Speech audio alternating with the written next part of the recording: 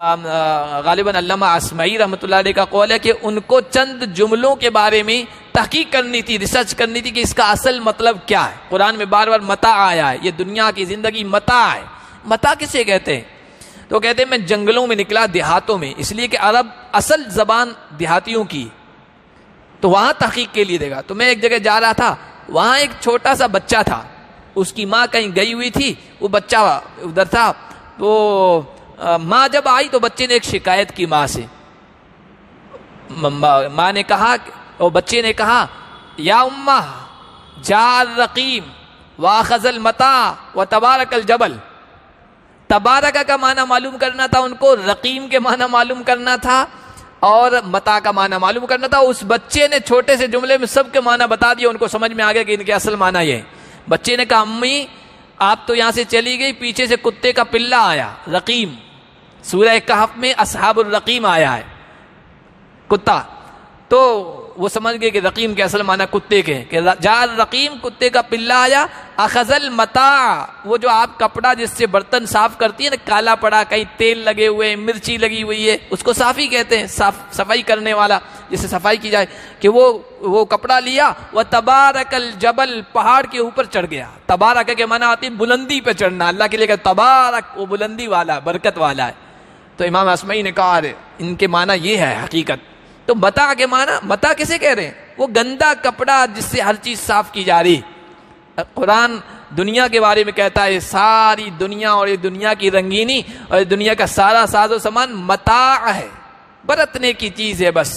فمتاع الحیات الدنیا وزینتها، اور یہ دنیا کی زینت ہے۔ وما عند اللہ خیر وابقا، اور جو اللہ کے یہاں ہے وہ بہتر ہے اور باقی رہنے والا بھی ہے۔ افلا تعقلون، پھر بھی تم کو سمجھ میں نہیں آتی؟ آج کے درس کا آغاز ہم اللہ کے فضل و کرم سے سورہ قصص کی آیت نمبر 56 سے کر رہے ہیں۔ پچھلے درس میں یہ بات آئی تھی کہ جن لوگوں کو حق بات قبول نہیں کرنی ہوتی ہے وہ طرح طرح کے بہانے اور ہیلے ڈھونڈتے ہیں۔ اللہ کے نبی صلی اللہ علیہ وسلم کی شدید خواہش یہ ہوتی تھی کہ ہر آدمی حق بات کو قبول کر لے اور سچ پیغام کو اپنا لے، تاکہ اللہ کے غضب، اللہ کی ناراضگی اور غصے اور عذاب سے بچ جائے، اور ہر انسانیت کا درد رکھنے والے داعی اور اسلام کے سچے ماننے والے کے دل میں بھی یہی جذبہ ہوتا ہے۔ اور بعض لوگوں کے سلسلے میں ہر سچے مومن کے دل میں، داعی کے دل میں یہ جذبہ ہوتا ہے کہ اب فلاں شخص بہت اچھا ہے، بہت سمجھدار ہے، وہ اگر یہ میرا پیغام قبول کر لے، قرآن کے پیغام کو اور قرآن کے میسج کو، اسلام کے میسج کو اپنا لے تو بہت فائدہ ہوگا۔ ایک جذبہ ہوتا ہے فطری طور پر کسی انسان کے سلسلے میں، کسی داعی کا۔ لیکن سچ بات کو دل میں ڈالنا، کسی کو راہ راست پہ لانا، یہ داعی کے بس میں نہیں ہوتا ہے۔ داعی تو پیغام پہنچا سکتا ہے، داعی کو تو دل سوزی کے ساتھ، جذبے کے ساتھ، ہمدردی کے ساتھ کسی کو سمجھا سکتا ہے، کسی کو بتا سکتا ہے۔ حق بات پہ لے آنا، صحیح راستے پہ لے آنا، یہ کسی انسان کے بس کی بات نہیں ہے۔ اللہ کے نبی صلی اللہ علیہ وسلم کے دل میں بھی بعض شخصیات کے تئیں یہ جذبہ تھا، خاص طور پر ان کے چچا حضرت ابو طالب کے سلسلے میں بہت ساتھ دیا نبی پاک صلی اللہ علیہ وسلم کا۔ آپ صلی اللہ علیہ وسلم کو نبوت ملنے کے بعد 10 سال وہ زندہ بھی رہے، آپ کا ساتھ بھی دیتے رہے، کافروں کو زیادہ ہمت نہیں ہوئی کہ آپ کو زیادہ پریشان کریں۔ اللہ کے نبی صلی اللہ علیہ وسلم اور آپ پر ایمان لانے والوں کا جب بائیکاٹ کیا گیا، سوشل بائیکاٹ شیب ابی طالب میں، تو اس موقع پر حضور کے ساتھ تھے، 3 سال تک مشقتیں برداشت کی۔ اللہ کے نبی صلی اللہ علیہ وسلم کے دل میں بہت خواہش تھی کہ میرے چچا جنہوں نے 8 سال میں میری کفالت کی، میری پرورش کی، میرا ساتھ دیا، میری حمایت کی، اور ان کے رعب اور اثر کی وجہ سے زیادہ مجھے ستانے کی کسی کو ہمت نہیں ہوتی تھی۔ شیب ابی طالب میں ہماری تکلیفوں میں ہمارے ساتھ رہے، ہمدردی کا اظہار کیا۔ کاش میرے چچا کلمہ حق پڑھ لیں، کلمہ لا الہ الا اللہ پڑھ لیں۔ خواہش کا اظہار بھی کیا۔ آخر عمر میں جب یہ سامنے آنے لگا کہ اب اس دنیا میں نہیں رہیں گے اور اس دنیا سے جا رہے ہیں، آخری وقت بھی نبی پاک صلی اللہ علیہ وسلم اپنے چچا کے پاس حاضر ہوئے اور بہت ساری باتیں کی۔ چچا نے کہا کیا چاہتے ہو؟ حضور نے کہا کہ میری خواہش یہ ہے کہ آپ کلمہ حق کہہ دیں، لاشہد لک یوم القیامہ، یہ کلمہ آپ کہہ دیں، کل قیامت کے دن میں آپ کے لیے اللہ کے دربار میں گواہی دے دوں گا کہ میرے چچا آخر وقت میں اسلام لے آئے تھے، ایمان قبول کر لیا تھا۔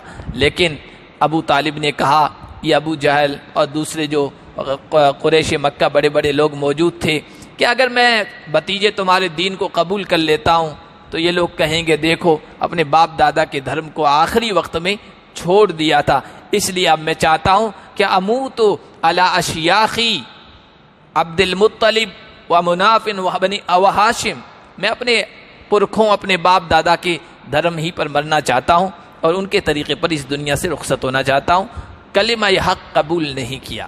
تو حضور ان کے بارے میں بہت خواہش تھی، اور انتقال ہونے کے بعد بہت افسوس ہوا، قلق ہوا اللہ کے نبی کو، میرا چچا کلمے کے بغیر اس دنیا سے چلا گیا۔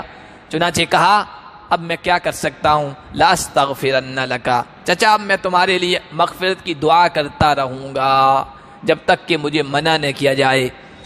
پھر دعا کی اللہ کے نبی نے، اور اللہ کے نبی کو منع کیا گیا۔ 11ویں پارے میں وہ آیتیں آ چکی ہے، ما کان للنبی، کسی نبی کے لیے جائز نہیں ہے، ما کان للنبی والذین آمنوا معہ، اور ایمان والوں کے لیے جائز نہیں ہے، ان یستغفروا للمشرکین، کہ وہ مشرکوں کے لیے مغفرت اور بخشش کی دعا کریں، ولو کانوا اولی قربا، اگرچہ وہ اپنے قریبی رشتہ دار کیوں نہ ہو، من بعد ما تبین لهم انہم اصحاب الجحیم، اس کے بعد کہ ان کے سامنے یہ بات واضح ہو کے آ گئی ہے کہ وہ جہنم والوں میں سے ہیں، انہوں نے حق کو قبول نہیں کیا ہے۔ چنانچہ اللہ کے نبی نے کہا اب میں اپنے چچا کے لیے مغفرت اور بخشش کی دعا نہیں کروں گا۔ تو جب تک کوئی ہمارا رشتہ دار، ہمارا قریب، ہمارا عزیز، ہمارا دوست دنیا میں ہے اور وہ ہدایت پر نہیں ہے، وہ اسلام پر نہیں ہے، ہم اس کے لیے دعا تو کر سکتے ہیں اللہ اسے ہدایت دے دے، دنیا کے اعتبار سے بھی اس کے لیے دعا کر سکتے ہیں خوشحالی کے لیے، لیکن جب ہمیں یقین ہو جائے کہ اس کی موت شرک پر ہوئی ہے تو اس کے بعد مغفرت کی دعا کسی کے لیے جائز نہیں ہے۔ اللہ کے نبی سے کہا گیا انک لا تہدی من احببت، اے نبی جس کو آپ چاہیں، جس سے آپ کو محبت ہے فطری اور آپ چاہتے ہیں کہ وہ صحیح راستے پہ آ جائے، آپ اس کو صحیح راستے پر نہیں لا سکتے، ولکن اللہ یہدی من یشاء، لیکن اللہ ہے جو جسے چاہتا ہے راہ راست پہ لے آتا ہے، وہو اعلم بالمہتدین، اور راہ راست پر آنے کی کس کے اندر صلاحیت ہے وہ اللہ بہتر جانتا ہے، جس کے اندر صلاحیت پاتا ہے اس کو صحیح راستہ دکھا دیتا ہے، اور جس کے اندر صلاحیت نہیں پاتا ہے تو اس کو کفر و شرک پر رہنے دیتا ہے۔ اس لیے داعی کو چاہیے کہ وہ دل سوزی کے ساتھ، جذبے کے ساتھ، ہمدردی کے ساتھ، انجام اور رزلٹ اور نتیجے سے بے پرواہ ہو کر بس دعوت دیتا رہے، سمجھاتا رہے، نصیحت کرتا رہے، حق بات کو واضح کرتا رہے، صحیح راستہ ان کو بتلاتا رہے۔ منوانا کسی کے ذمے نہیں ہے، کسی نہ عالم کے ذمے ہے، نہ کسی خطیب کے ذمے ہے، نہ کسی امام کے ذمے ہے، نہ کسی داعی کے ذمے ہے، نہ کسی مبلغ کے ذمے ہے، اس کا کام سمجھانا ہے۔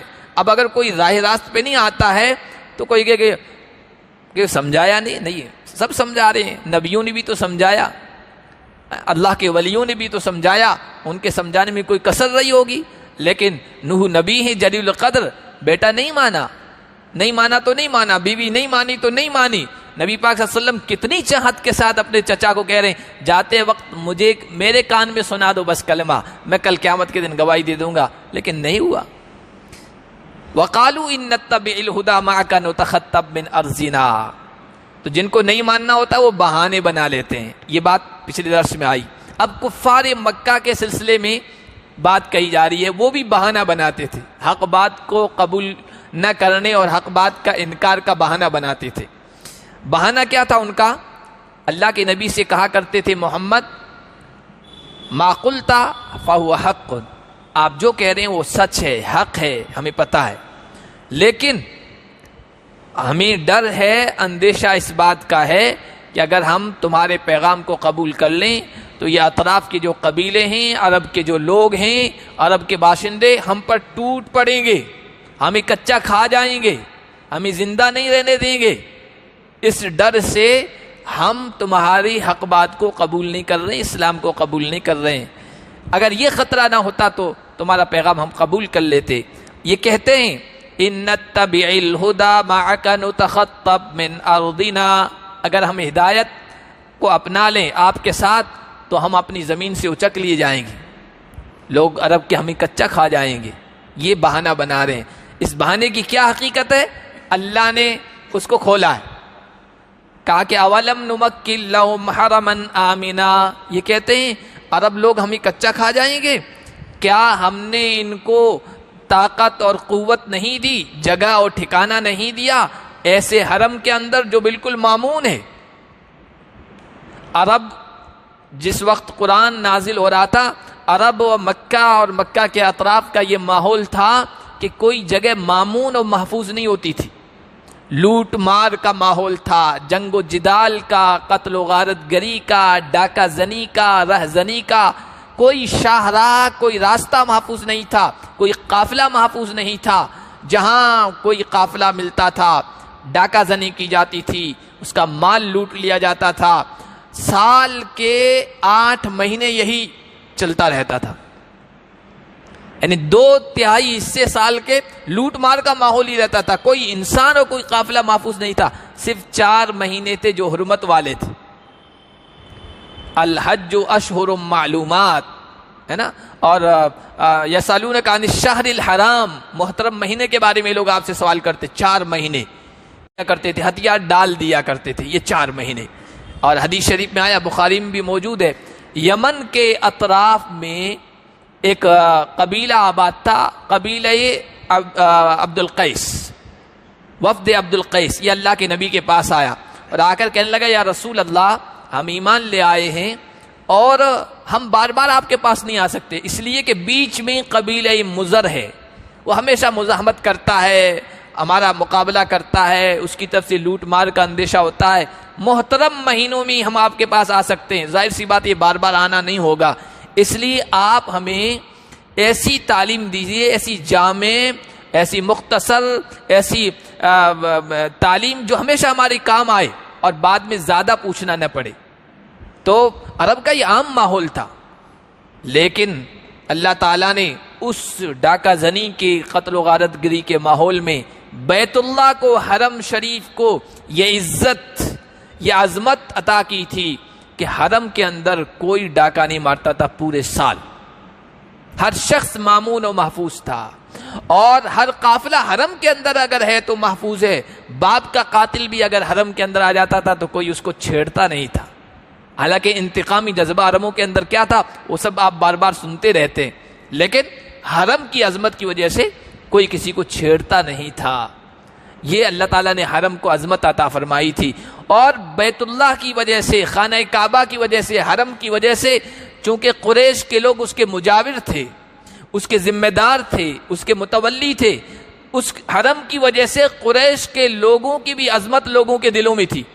قریش کے لوگ پورے سال جہاں کہیں بھی جاتے تھے کوئی لوٹ مار نہیں کرتا تھا ان کے ساتھ کہ یہ پیر زادے ہیں، یہ مجاور ہیں، یہ بیت اللہ کے خدمت گزار ہیں، یہ کعبہ کے متولی ہیں۔ پورے سال 8 مہینے تو کوئی آس پاس کا محفوظ نہیں تھا، لیکن قریش کے لوگ پھر بھی محفوظ تھے۔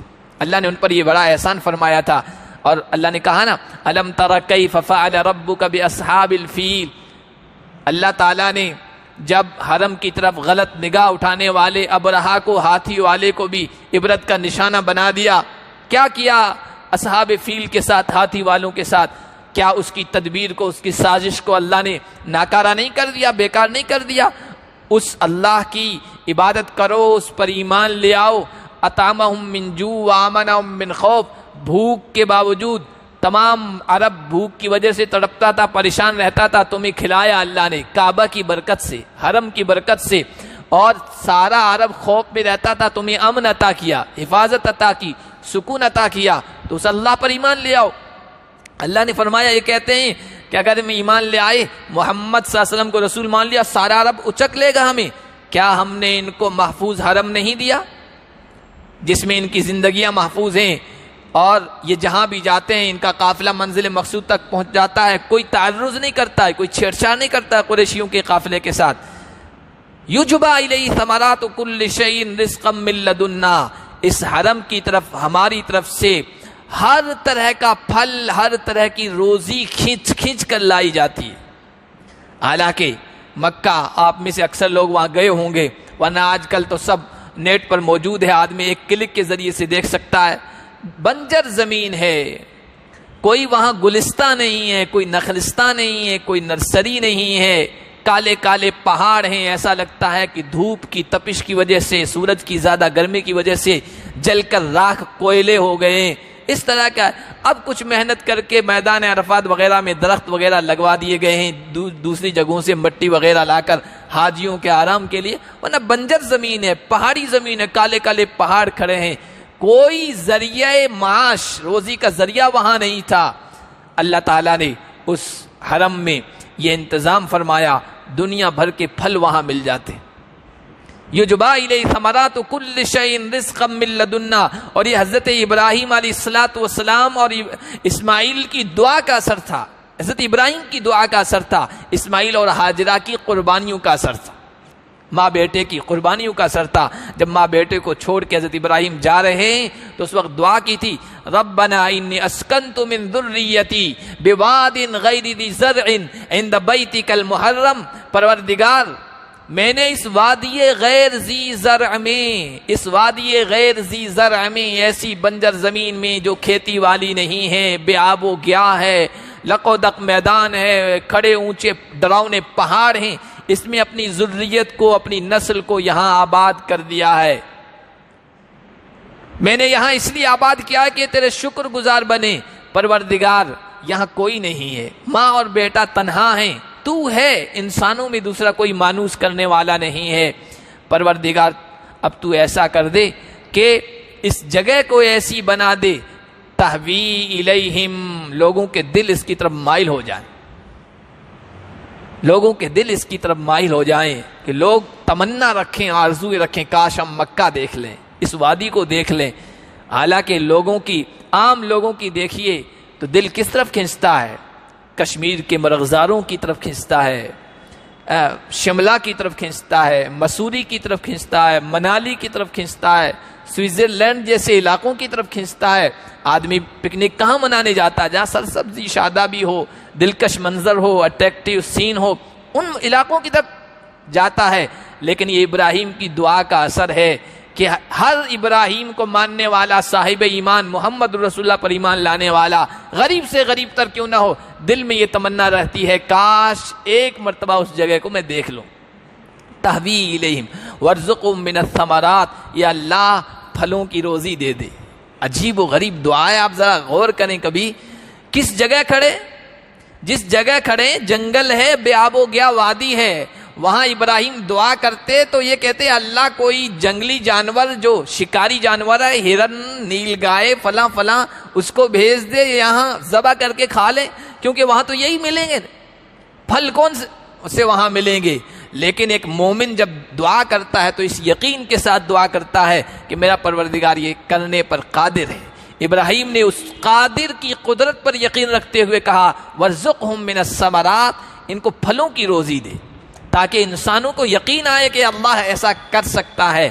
چنانچہ آج دیکھ لیجئے بیت اللہ میں، حرم کے اندر، خانہ کعبہ میں، مکہ میں دنیا کا کوئی ایسا پھل نہیں ہے جو وہاں نہ ملتا ہو، بلکہ علماء ایک تجربہ بتاتے ہیں کہ دنیا کا پھل اپنی جہاں جو جگہ اس کی پیدائش کی ہے وہاں اتنا ٹیسٹی نہیں ہوتا ہے، بیت اللہ میں ملنے والا پھل اتنا ٹیسٹی ہوتا ہے۔ کشمیر کا سیب ہے یا کسی دوسری جگہ پیدا ہونے والا سیب، کسی دوسری جگہ پیدا ہونے والا کیلا اپنی جگہ میں اتنا ٹیسٹ والا نہیں ہوتا ہے۔ جب ان پھلوں کی پیٹیاں حدود حرم حدود حرم سرحد میں داخل ہوتی ہے تو ان پیٹیوں کے ساتھ ابراہیم کی دعا کے اثرات بھی داخل ہو جاتے ہیں. وارزقہم من الثمرات، ان کو پھلوں کی روزی دے دے. آج وہاں ہر قسم کے پھل مل رہے ہیں. اللہ فرماتے ہیں یہ کہتے ہیں کہ ہمیں ختم کر دیا جائے گا، ہم بھوکے مر جائیں گے، عرب لوگ ہمیں اچک لیں گے. ہم نے ان کو ایسا حرم نہیں دیا جہاں ہر طرح کا پھل ہماری طرف سے رزق کے طور پر کھینچ کر لایا جاتا ہے. وَلَكِنَّ أَكْثَرَهُمْ لَا يَعْلَمُونَ. صحیح بات تو یہ ہے کہ یہ علم نہیں رکھتے ہیں، یقین نہیں رکھتے ہیں. جو اللہ جہالت کی حالت میں، بے ایمانی کی حالت میں ان کو کھلا رہا ہے، ایمان لانے کے بعد کیا ان کو غیر محفوظ کر دے گا، ان کو بھوکا مار دے گا؟ نہیں، اللہ اور کھلائے گا. کیونکہ وَالْعَاقِبَةُ لِلْمُتَّقِينَ، اچھے لوگوں کا، تقوی والوں کا، ایمان والوں کا انجام تو اچھا ہی ہوا کرتا ہے. وَكَمْ أَهْلَكْنَا مِنْ قَرْيَةٍ بَطِرَتْ مَعِيشَتَهَا. اللہ نے فرمایا کہ مکے کے لوگوں ایمان لے آؤ، اور اللہ نے یہ جو نعمتیں عطا کی ہے ان پر غرے میں مبتلا مت ہو، دھوکے میں مبتلا مت ہو. تم سے پہلے بھی کتنی بستیاں، کتنی آبادیاں ایسی گزری ہے جن کو اپنی معیشت پر، اپنے گزران پر تکبر آ گیا، اطراحت آ گئی. مکے والے بھی فخر کرتے تھے ہم کعبے والے ہیں، ہم اللہ کے گھر کے پڑوسی ہیں. یہ سب وَكَمْ أَهْلَكْنَا مِنْ قَرْيَةٍ بَطِرَتْ مَعِيشَتَهَا، کتنی ساری بستیوں کو ہم نے ہلاک کر دیا. وہ اپنی معیشت، اپنی زندگی، اپنے خوشحالی، اپنی عیش پرستی پر اترانے لگ گئی تھی، کہنے لگ گئی تھی ہم سے بڑا طاقتور کون ہے، ہمارے پاس جو اسباب ہیں ویسے اسباب کس کے پاس ہیں، ہمارا کون کیا بگاڑ سکتا ہے. فَتِلْكَ مَسَاكِنُهُمْ لَمْ تُسْكَنْ مِنْ بَعْدِهِمْ إِلَّا قَلِيلًا. جب وہ اطراحت میں، غرور میں مبتلا ہو گئی تو جا کے دیکھو یہ ان کی آبادیاں ہیں، یہ ان کی رہائش گاہیں ہیں. ان کے بعد آج تک وہاں کوئی بس نہیں سکا ہے. اکا دکا الا قلیلا، کوئی گھر وہاں موجود ہو، کوئی رہنے والا موجود ہو تو ہو، باقی وہ سب عبرت کا نشان بن گئی ہے. قوم عاد، قوم سمود کے کھنڈرات آج بھی موجود ہیں. اور جو قومی دنیا کے مختلف علاقوں میں اللہ کے غضب، اللہ کی لعنت، اللہ کے عذاب کا مستحق بنی ہیں اور ان پر اللہ کا عذاب نازل ہوا ہے، ان کے کھنڈرات آج بھی موجود ہیں. ایجنٹا لورا کو دیکھ لیجئے، ہڑپا کو دیکھ لیجئے، اور موہنجو دڑو کو دیکھ لیجئے. کچھ نشانات ہمارے یہاں بھی ہیں، کچھ پڑوسی ملک میں رہ گئے، کچھ دوسرے ملکوں میں، علاقوں میں ہیں. عراق کی پرانی تہذیب تھی بابل والوں کی، اور قوم مدین، قوم سمود، یہ سب کھنڈرات آج بھی موجود ہیں، کوئی آج تک وہاں آباد نہیں ہو سکا ہے. یہ عبرت کے لیے کافی ہے. اور خواجہ عزیز الحسن مجذوب رحمۃ اللہ علیہ کے بہت مشہور اشعار ہیں. وہ کہا کرتے جہاں میں ہیں ہر سو عبرت کے نمونے، مگر کبھی غور سے بھی دیکھا ہے تو نے. جہاں میں ہیں ہر سو عبرت کے نمونے، مگر کبھی غور سے بھی دیکھا ہے تو نے، مگر کبھی غور سے بھی دیکھا ہے تو نے. اس میں آگے ہے کہ جو محل تھے آباد اب ہیں وہ سونے، جو محل تھے آباد اب ہیں وہ سونے، جگہ جی لگانے کی دنیا نہیں ہے. یہ عبرت کی جا ہے، تماشا نہیں ہے. ایک مصرع کوئی چھوٹ گیا، میرے ذہن میں نہیں آ رہا ہے. تو ہر سو عبرت کے نمونے موجود ہیں، لیکن عبرت حاصل کرنے والے بہت کم ہیں. وَكُنَّا نَحْنُ الْوَارِثِينَ. جب تکبر میں مبتلا ہو گئے، نبیوں کی تکذیب کی، نبیوں کو جھٹلایا، تو پھر ہم نے ان کو صفحہ ہستی سے مٹا دیا. کسی کو سمندر کے اندر غرق کر دیا، کسی کو زلزلے کے عذاب میں مبتلا کر دیا، کسی پر ایسی چیخ بھیجی، زبردست خطرناک قسم کی چیخ کہ ان کے جگر پھٹ کے رہ گئے اس چیخ کی وجہ سے، اور اس طرح وہ عذاب کا شکار بنے. کوئی کسی طرح سے، کوئی کسی طرح سے، آج وہ عبرت کا نشان بنے ہوئے ہیں. سب کو صفحہ ہستی سے مٹا دیا گیا. وَكُنَّا نَحْنُ الْوَارِثِينَ. بس وارث تو ہم ہی ہیں، جس کو اردو میں ہم کہتے ہیں رہے بس نام اللہ کا. سب مٹ گئے، سب کو مٹنا ہے اور ختم ہونا ہے. اور جو کوئی قوم حق کے خلاف کھڑی ہوئی ہے اور اللہ کے رسولوں کے خلاف کھڑی ہوئی ہے اور داعیوں کے خلاف کھڑی ہوئی ہے اور حق کے راستے کو روکنے کی کوشش کی ہے، اللہ نے ان کے ساتھ ویسا ہی معاملہ کیا ہے. کننا نحن الوارثین. وارث وہی ہوتا ہے جو کسی کے مرنے کے بعد باقی رہتا ہے. باقی رہنے والی ذات بس اللہ کی ہے، باقی سب کو فنا ہونا ہے، سب کو ختم ہونا ہے. علامہ اقبال رحمۃ اللہ علیہ نے کہا تھا کہ سروری زیبا فقط اس ذات بے ہمتا کو ہے. سروری زیبا فقط اس ذات بے ہمتا کو ہے، حکمراں ہے ایک وہی باقی سب بتان آزری، سروری، کبریائی، عظمت، بڑائی، تکبر بس اللہ کو زیب دیتا ہے، اللہ ہی کے شان کے لائق ہے، وہ کر سکتا ہے۔ حکمراں ہے ایک وہی، اصل باقی رہنے والی ذات وہی ہے، باقی تو سب آزر کے بت ہیں جس کو ٹوٹ پھوٹ کا شکار ہونا ہے۔ وَكُنَّا نَحْنُ الْوَارِثِينَ وَمَا كَانَ رَبُّكَ مُهْلِكَ الْقُرَىٰ حَتَّىٰ يَبْعَثَ فِي أُمِّهَا رَسُولًا يَتْلُو عَلَيْهِمْ آيَاتِنَا، اور آپ کا رب بستیوں کو ایسے ہی ہلاک نہیں کرتا ہے، نہ حق کسی کو عذاب میں گرفتار کر دے، مٹا دے، نہیں، یہاں تک کہ اس بستی میں رسول بھیجتا ہے جو ہماری آیتیں، ہمارے احکام، ہمارا پیغام پڑھ کے ان کو سناتا ہے، اور جب وہ بستی والے اس کو ٹھکرا دیتے ہیں پھر ہماری طرف سے فیصلہ ہوتا ہے عذاب میں گرفتار کیے جانے کا۔ قرآن میں جگہ جگہ اللہ نے یہ بتایا ہے، اللہ کسی کو ایسے ہی ہلاک نہیں کرتا ہے جب تک کہ اس پر حجت و دلیل تام نہیں کر دیتا، اس کا منہ بند نہیں کر دیتا ہے۔ کل کو یہ نہ کہہ دے کہ ہمارے پاس کوئی سمجھانے والا ہی نہیں آیا تھا، سمجھانے والا ہوتا تو ہم راہ راست پہ آ جاتے، نہیں، ہر جگہ اللہ نے نبی بھیجے، رسول بھیجے، یا نبیوں اور رسولوں کے نائبین کو بھیجا جو ان تک پیغام پہنچاتے تھے، اور جب ان کی طرف سے اس پیغام حق کو مسلسل انکار کیا جاتا پھر اللہ کی طرف سے عذاب آیا، اور مکے والوں کو گویا اشارے میں کہا جا رہا ہے تمہارے پاس بھی اب رسول آ چکا ہے، صدیوں کے بعد، بہت لمبے عرصے کے بعد نبیوں رسولوں کا سردار ہم نے تمہارے درمیان بھیج دیا ہے، اور اب تم انکار کر رہے ہو اور نہیں مانو گے تو پھر تمہارا انجام بھی وہی ہوگا جو ان قوموں کا ہوا ہے۔ وَمَا كُنَّا مُهْلِكِ الْقُرَىٰ إِلَّا وَأَهْلُهَا ظَالِمُونَ، ہم بستیوں کو، بستی والوں کو کبھی ہلاک نہیں کرتے ہیں مگر اس وجہ سے کہ وہاں ظالم لوگ ہوتے ہیں۔ ظلم اللہ کو پسند نہیں ہے، کفر و شرک بھی ظلم ہے، اور غلط رسم و رواج بھی ظلم ہے، اور کسی کو ناحق دبانا بھی ظلم ہے، اسی طرح گناہ بھی ظلم ہے، معصیت بھی ظلم ہے۔ جب ظلم کا راستہ بستی والے اختیار کرتے ہیں تو پھر ہماری طرف سے تباہی و بربادی کے فیصلے ہوتے ہیں۔ وَمَا أُوتِيتُم مِّن شَيْءٍ فَمَتَاعُ الْحَيَاةِ الدُّنْيَا وَزِينَتُهَا، اللہ فرما رہے ہیں دنیا کی اس زندگی کے دھوکے میں پڑے ہوئے ہو اور سمجھتے ہو کہ بس یہیں رہنا ہے، نہیں، جو کچھ تمہیں دیا گیا ہے یہ دنیا کی زندگی کے برتنے کا سامان ہے، متاع۔ متاع کی تفسیر پہلے رمضان میں سورہ فرقان کے شروع میں نے بتائی تھی کہ متاع کہتے ہیں صافی کو، وہ کپڑا جو عورتیں برتن صاف کرنے میں یوز کرتی ہیں، استعمال کرتی ہیں، اس کو متاع عربی میں کہتے ہیں۔ بڑا غالباً علامہ اسمعی رحمۃ اللہ علیہ کا قول ہے کہ ان کو چند جملوں کے بارے میں تحقیق کرنی تھی، ریسرچ کرنی تھی کہ اس کا اصل مطلب کیا ہے۔ قرآن میں بار بار متاع آیا ہے، یہ دنیا کی زندگی متاع ہے۔ متاع کسے کہتے ہیں؟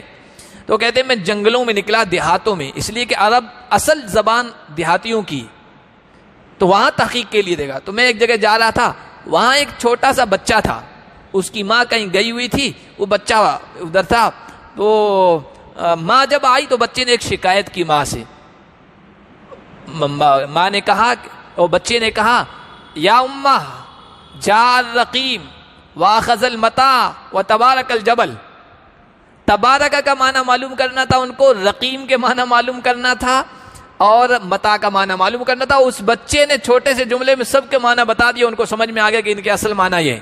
بچے نے کہا امی آپ تو یہاں سے چلی گئی، پیچھے سے کتے کا پلہ آیا، رقیم، سورہ کہف میں اصحاب الرقیم آیا ہے، کتا، تو وہ سمجھ گئے کہ رقیم کے اصل معنی کتے کے ہیں، کہ جاء الرقیم، کتے کا پلہ آیا، اخذ المتاع، وہ جو آپ کپڑا جس سے برتن صاف کرتی ہے نا، کالا پڑا، کہیں تیل لگے ہوئے، مرچی لگی ہوئی ہے، اس کو صافی کہتے ہیں، صفائی کرنے والا، جس سے صفائی کی جائے، کہ وہ کپڑا لیا، وتبارک الجبل، پہاڑ کے اوپر چڑھ گیا۔ تبارک کے معنی آتی ہے بلندی پہ چڑھنا، اللہ کے لیے کہ تبارک، وہ بلندی والا، برکت والا ہے۔